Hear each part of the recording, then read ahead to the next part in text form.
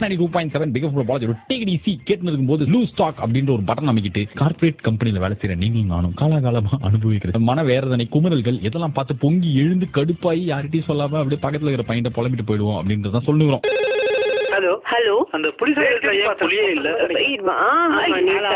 Hello திடீர்னு ஏன் இந்த வெறுப்பு வந்தது அப்படின்னா, ஒவ்வொரு வருஷமும் இந்த கவர்மெண்ட் வந்து மே மாச கடைசியில் அனௌன்ஸ் பண்ணல ஸ்கூல்லாம் வந்து பயங்கர வெயில்னால ஒரு வாரம் தள்ளி தரங்கன்னு சொல்லிட்டு 4ஆம் தேதி தரகிற ஸ்கூல் 11ஆம் தேதி 12ஆம் தேதி தரக்கும்ல. அந்த மாதிரி ஏன் மனிதாபிமானத்தோட பண்ணக்கூடாது? என்ன வெயில் அடிக்குது, ஒரு 2 நாளைக்கு நம்மளுக்கு வீட்டுல இருந்தே வேலை செய்யற மாதிரி ஏதோ ஒரு ஆப்ஷன், ஒரு வாரத்துக்கு நீங்க அங்கேயே உட்காந்து வேலை செய்யுங்க, நம்மளுக்கு தேவை வேலை ஆனா போதும், அது எங்க செஞ்சா என்ன, வெயில் எல்லாம் நீங்க கற்காதீங்க அப்படின்னு சொல்லிட்டு ஏதாவது ஒரு கம்பெனில ஒரு மேனேஜர் HR அந்த ஓனர் கிட்டயோ யார்கிட்டயோ CEO கிட்ட பேசி பாலிசி லைட்டா மாத்திக்கலாம், இந்த வெயில் இருக்குது அப்படின்னு சொல்லலாம்ல. ஏன் இந்த மாதிரி பண்றாங்க இவங்க? இங்க இந்த பட்டனுங்க பொங்கறான் அப்படியே பஞ்சு மாட்டா, இதை சொல்லுங்க அதை சொல்லுங்க அப்படின்னு சொல்லிட்டு எக்கச்சக்கமா இருக்கிறதுனால அப்படி சொல்லலாம் முடிவு பண்ணிட்டோம். இதுக்கப்புறம் நிறைய ஆபீஸ் கடுப்பே இருக்குது. ஆபீஸ் கடுப்புனா விஜய் டிவி சீரியல் கடுப்பில் அது சொல்றதுக்கு 3 ஷோ தேவைப்படும். அதனால இது வந்து நிஜம் ஆபீஸ். நம்ம ஆபீஸ்ல நம்மளுக்கு இருக்கிற இமீடியட் மேனேஜர், பெரிய மேனேஜர், வெளியூர்ல இருந்து வர இந்த top most CEO CFO OO அது மாதிரி எந்த பதவியில் இருக்கிற ஆளு எந்த நம்மளை பார்த்து பேசினாலும் வேலை செய்யற கம்பெனியை பத்தி அப்படி புகழ வேண்டியது. அவர் கம்பெனி இந்த Indian country of the continent is number 1 in the past and ஆல்ன்ற மாதிரி இந்த கம்பெனியோட புகழ், எவ்வளவு பெரிய கம்பெனி, எவ்வளவு பெரிய லைப்ரரி, யூனிவர்சல் லைப்ரரின்ற மாதிரிலாம் பேசி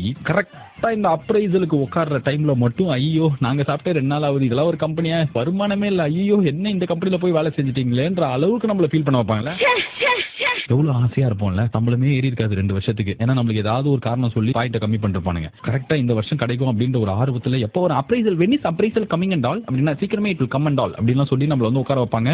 அது வரைக்கும் நம்மள வந்து இந்த மேனேஜர்லாம் எப்படியோ பையன் மாதிரி என்னோட பையன்டா நீன்ற மாதிரிலாம் பேசி உள்ளுக்குள்ள அந்த ரூமுக்கு போனதுக்கு அப்புறம் தான் நம்ம பண்ற வேலை எல்லாத்தையும் நொட்ட நொல்லலாம் இந்த ஒரு வருஷத்துல சொல்லாது எல்லாத்தையும் சேர்த்து வச்சு மொத்தமா சொல்லும்போது நம்மளுக்கே நம்ம ஒரு தண்டமோ நம்ம எதுக்குமே லாய்க்கு இல்லையோன்ற மாதிரி ஃபுல் கான்ஃபிடன்ஸ் போயிடும். அதுக்கப்புறம் நம்ம எங்க சத்தம் போட்டு காசு கேட்கறது? இவங்க அந்த அப்ரைசல் வந்து இன்னைக்கு சாயங்காலத்துக்குள்ள முடிக்கணும், கம்பெனியோட பாலிசி லேட் ஆக கூடாதெல்லாம் சொல்லிட்டு பயங்கர பரபரப்பா நம்ம நடத்துவாங்க. அதாவது இன்னைக்கு நைட்டுக்குள்ள நம்ம முடிச்சுதான் வீட்டுக்கு போகணும், நாளைக்கெல்லாம் எடுத்தா வந்து மெயில் வாங்கிக்க மாட்டாங்கன்ற அளவுக்கு நம்ம பண்ணுவாங்க. ஆனா இதே சம்பளம் போடுறது வந்து மே மாசம் 1ஆம் தேதியே போட்டுடலாம்ல. ஆனா எனக்கு தெரியாது ஜூன் 1 ஜூலை 1 3 மாசம் அரியர் சேர்த்து வருதுன்னு சொல்லிட்டு ஒவ்வொரு மாசமும் நம்மளுக்கு புது சம்பளம் வரும், எவ்வளவு ஏறி இருக்கு ஐயோ அப்படின்னு சொல்லிட்டு எக்ஸைட்மெண்ட்லாம் கிரியேட் பண்ணி what happen my salary and all didn't come and all அப்படின்னு பார்த்தா நோ நெக்ஸ்ட் மந்த் அரியரோட கொடுப்பாங்கன்னுவாங்க. கடைசியில பார்த்தா 360 ரூபாய் 470 ரூபாய் 10% போட்டிருக்கோம் அப்படின்னுவாங்க. 10% யாருக்கு பெரிய காசு? ஒரு 2 லட்சம் ரூபாய் வாங்குறான் அப்படின்னா அவனுக்கு 10% 20,000 ரூபாய் ஜாஸ்தி ஆகும். நம்ம வாங்குற சம்பளமே 20,000 ரூபாய் இருக்கு அப்படின்னா 10 போய் 2,000 ரூபாய் இன்னத்தை பண்றது? இன்னத்தை 2,000 ரூபாய் வச்சு பண்ண முடியும்? எல்லாத்தோட விலையும் ஏறி போச்சு. இப்போ 5% 10% 3% ஏத்தினா எப்படி நம்மளுக்கு கட்டுப்படி ஆகும்? 2007 வேலைக்கு ஒருத்த ஃபர்ஸ்ட் சேர்றானா அவனுக்கும் அப்ப சம்பளம் வந்து 15,000 இருந்து 20,000 ரூபாய். இப்போ ஒருத்த சேர்ந்தாலும் அவனுக்கு ஸ்டார்டிங் சம்பளம் 15,000 இருந்து 20,000 ரூபாய். அப்ப பார்க்கிங் எவ்வளவு? 2 ரூபா. டீ எவ்வளவு? இப்போ என்ன பார்க்கிங் போனா எவ்வளவு? 200 ரூபாய் பார்க்கிங். ஒரு 4 வாட்டி மாலுக்கு போனா மாசத்துல ஒரு 2 நாள் சம்பளம் போயிடுச்சுன்னா நம்மளுக்கு எப்படி கட்டுப்படி ஆகும்? இப்போ வந்து 5% போட்டிருக்கோம், 7% போடும். என்னத்த மாத்துங்களா? அந்த பர்சன்டேஜ் தான் எல்லாத்தையும் மாத்துறீங்கல்ல. எதுக்குடா உங்களுக்கு இன்னும் லெட்டர் வரலையா? வரல. இந்த மாசம் 1ஆம் தேதி 31ஆம் தேதி சம்பளம் வரும்ல, அதெல்லாம் வந்து அரியர்ஸோட வரும்னு சொல்லியிருக்காங்க. நானும் 5 நிமிடம் இதை சொல்லி தான் நாயர்கிட்ட 4 நாள் டைம் வாங்கியிருக்கோம். எல்லாத்துக்கும் மெயில், பாத்ரூம் போறதுனா மெயில், மவுஸ் வேலை செய்யலனா மெயில், சம்பளம் எதை கேட்டா மெயில், எதா இருந்தாலும் மெயில். எதுக்கு இந்த மெயில்? ப்ராசஸ் அப்படின்னு இவங்களுக்கு தேவைன்னா நைட்டு 12 மணிக்கெல்லாம் நம்ம டேரக்டா ஃபோன் பண்ணலாம். ஃபோன் பண்ணி இதை பண்ணிடுறியா கொஞ்சம் அப்படின்வாங்க. அப்ப நம்ம சொல்லக்கூடாது ஃபார்முலா மெயில் அனுப்புங்க, நான் வந்து நாளைக்கு ஒர்க்கிங் ஹவர்ஸ்ல பார்த்து ரிப்ளை. அப்பெல்லாம் வந்து அந்த ரூல்ஸ் எல்லாம் பேசக்கூடாது. அது ஒண்ணா. இப்ப லேட்டஸ்டா ஜாயின் ஆகிருக்கிற இன்னொரு விஷயம் வந்து எல்லா ஆபீஸ்க்கும் எல்லா டீமுக்கும் ஒரு வாட்ஸ்அப் குரூப். அங்கேயும் வந்து அதுவும் நம்ம வந்து இது முன்னாடி யாருக்கிட்டே மெசேஜ் அனுப்பிச்சிருந்தா just now you are online why going offline அப்படின்னு சொல்லிட்டு நம்மள கேட்டு கையும் களவுமா பிடிக்கிறாங்களாம். ஹெச்ஆர்னா யாரு? நம்மள வந்து நல்லா அந்த ஆபீஸ்ல வேலை செய்யறதுக்கு, நம்மள பாத்துக்கிறதுக்கு, நம்மள ஏதாவது குறை இருந்தா அதை நிவர்த்தி பண்றது. ஆனா முக்கால்வாசி கம்பெனில அந்த ஹெச்ஆர் வந்து பிடி மிஸ் மாதிரியே இருக்க வேண்டியது. 2 நிமிஷம் லேட்டா வரது நோட் பண்றது, லீவுக்குனா ஒரு பெரிய பாலிசி ஒரு 400 பேஜுக்கு ஒரு பாலிசியை படிச்சு கிடையாது அப்படின்னு சொல்றதுக்கு எதுக்கு அவ்வளவு தூரம் படிக்கணும்? அதே ஏதோ அவங்களோட கம்பெனி மாதிரி அதாவது உயிரை கொடுத்து நான் வேலை செய்யற நம்ம காசை நம்மளுக்கு கொடுக்கறதுக்கே அவ்வளவு சட்டம் பேசுறதுன்ற மாதிரி what ever is the HR doing and all it's a lot of irritation. இந்த ஹெச்ஆர்ஆ இருக்கிறவங்களுக்கு எங்க தான் கிரியேட்டிவிட்டியா வரும்னு தெரியாது. Office get together today we are having lot of fun அப்படின்னு சொல்லிட்டு ஃப்ரைடே சாயங்காலம்ன்றுவாங்க. 2 சமோசா KFCல வாங்கின பர்கர் ஏதாவது இருக்கும் அப்படின்னு சொல்லிட்டு போயிடுவோம். கேம்ஸ் எல்லாம் வச்சிருக்கோம், நிறைய இன்ட்ரெஸ்டிங் ஆக்டிவிட்டிஸ்னா இந்த கேம்ஸ் எல்லாம் வந்து ஸ்கூல் படிக்கும்போது ஃபிளாட் அசோசியேஷன்லாம் நடத்துற கேம்லாம் இருக்கும்ல, அதுதான் உங்களோட மேக்ஸிமம் கிரியேட்டிவிட்டி கேம்.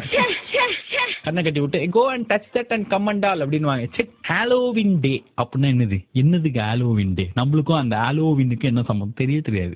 இந்த மாதிரி ஊர் உலகத்துல 10 பிசாக்கு போறாத டே எல்லாத்தையும் வந்து நம்ம கார்பரேட் கம்பெனில வேலை செய்யணுன்ற ஒரே காரணத்தால கொண்டாடுவோம். கண்ட மேனிக்கு பைத்திய மாதிரி ட்ரெஸ் போட்டு நம்மளும் அவங்க சொன்னாங்கன்னா இந்த தீமேட்டிக் இதுல போகுது, அது கூட பரவாயில்ல, ஏதோ ஜாலியா போயிடுது. ஆனா எந்த ஒரு இந்திய பண்டிகை கலாச்சார பாரம்பரிய நிகழ்வு அப்படின்னாலும் இவங்களுக்கு தெரிஞ்சது எல்லாம் ஒண்ணுதான். செலிப்ரேஷன் அப்படின்னாலே tomorrow all you guys come in ethnic wear அப்படின்னு எங்கடா அந்த பட்டன் ஒரு வேஷ்டி சட்டை கட்டுறது தான் இவங்களுக்கு தெரிஞ்ச ஒரே இந்தியன் செலிப்ரேஷன். இது கூட பரவாயில்ல அங்கிள், நம்ம வேலை செய்யற கம்பெனில இதுவும் அந்த America company UK based company I working and all அப்படின்னா வந்து நம்மளுக்கு ஜூன் 5 ஜூலை 5 அமெரிக்காவோட இண்டிபெண்டன்ஸ் டே நம்மளுக்கு என்னத்துக்கு யாருக்கு? அன்னைக்கு ஊரே வேலைக்கு போவோம், அன்னைக்கு லீவ் எடுத்து நம்ம என்ன பண்ணுவோம், சுருண்டு படுத்து தூங்குவோம். இவங்களுக்கு நம்ம ஊர்ல நடக்கிற எலெக்ஷனும் முக்கியம் கிடையாது, தீபாவளியும் கிடையாது, பொங்கலும் கிடையாது, இந்த வருஷம் உங்களுக்கு போகியே கிடையாது. அந்த மாதிரி நீங்க எல்லா பண்டிகை நம்மளுக்கு ஆயிடுச்சு இல்ல, வெளில சொல்லவும் பயமா இருக்கும். ஐயோ நம்ம ஒண்ணு சொல்லி நம்ம மாட்டிக்கணும் என்ன பண்றது அப்படின்னு சொல்லிட்டு பொறுமை தள்ளிட்டே அன்னைக்கு வேலைக்கு போற எவ்வளவு பேர் இருக்காங்க. கார்பரேட் கம்பெனி எல்லாம் வந்ததுக்கு அப்புறமே நம்ம ரொம்ப மோசமா நடந்துட்ட ஒரு விஷயம் என்ன தெரியுமா அங்கிள், நம்மள வந்து அல்பம் மாதிரி ஆகிட்டாங்க அங்கிள் இவங்க வந்ததுக்கு அப்புறம். ஆபீஸ்ல எந்த ஒரு நல்ல விஷயம் நடந்தாலும், டார்கெட் அச்சீவ் பண்ணாலும், புதுசா யாராவது சேர்ந்தாலும், ஊர்ல இருந்து பெரிய அதிகாரி யாராவது வந்தாலும், எது வந்தாலும் வந்து நம்மளுக்கு குடி வாங்கி கொடுக்கறது. குடி வாங்கி கொடுத்து பாடி பெப்பி யோயோ நம்ம பாடி பெப்பின்னு இந்த பழகி விட்டுறது. நம்மளுக்கு அந்த இடம் தான் பழக்கமாயி இவங்களே பாம்பு வைப்பாங்களா, இவங்களே எடுத்துப்பாங்களான்ற மாதிரி இவங்க கொடுக்குற சம்பளம் பாதி நம்ம அங்க போகலாம் ஆரம்பிச்சிட்டோம்ல. ஒண்ணு குடி வாங்கி கொடுக்கறது, இல்லைன்னா ஓசி சோறு வாங்கி கொடுக்கறது. என்னது லஞ்சு, ஒரு வேலை சோறு நம்ம வாங்கி தின்ன மாட்டோமா? இதுதான் நம்மளுக்கு மேக்ஸிமம் கிடைக்கிற ஒரு ரெகக்னிஷன், ஒரு சந்தோஷமே இல்ல. டீம் லஞ்சு எங்கேயா கொண்டு போயிட்டு நம்ம அந்த பறகா வெட்டி மாதிரி போயிடுவோம். நம்ம டீம் லஞ்சு நாளைக்கு எல்லாம் சாப்பிடலாம், எல்லாத்தையும் எடுத்து சாப்பிட நல்ல பில்ல தீட்டி விடும். என்ன பில்ல தீட்டி எவ்வளவு வழிக்கிறோம் நம்ம. கடைசியில நம்மளுக்கு கிடைக்கிறதுலாம் ஒரு 2 லார்ஜ் சிக்கன் பீஸ், வேற என்ன சுகத்தை கண்டோம் நம்ம. இந்த பார்ட்டி தான் பண்ண சொல்லி நம்ம பழக்கி விட்டு இதெல்லாம் இதுக்கு முன்னாடி அப்படிலாம் பண்ணிருக்கோமா நம்ம. இன்னைக்கு ஒரு நாளைக்கு எங்கேயோ குடிப்போம், அதுவே அசிங்கப்பட்டு குடிப்போம். ஐயோ வெளில சொல்லக்கூடாதுன்னு. இன்னைக்கெல்லாம் வந்து குடிக்கலன்னா அது வந்து வெளில சொல்ல முடியல. நீ சரக்கு குடிக்க மாட்டியா ஐயா அப்படின்னு நம்மள ஏளனப்படுத்துற அளவுக்கு ஒருத்தன் குடிக்காதவனை சொல்ல ஆரம்பிச்சிட்டேன். வாட் நான்சென்ஸ் ஆஃப் த வெறுப்பு. இன்னும் கொஞ்ச நேரம் விட்டா நான் பேரே சொல்லிடுவேன் அப்படின்ற காரணத்தால இதோட இந்த பேச்சை முடிச்சுக்கலாம். வேலையை விட்டு தூக்கிட்டாங்க, நான் எங்க போவேன், எங்க போய் நிப்பா. உங்க கம்பெனிக்கு வந்தா அங்கேயே அதே மாதிரி லூஸ் HR ஒன்று இருக்கும்ல, அதனால எங்க கம்பெனிலேயே நான் சொந்தம் அர்த்தமா இருந்தேன். ஓகே நீங்க கேட்டுக்கிறது உங்களை மாதிரி இருக்கிற பாலாஜி டேக்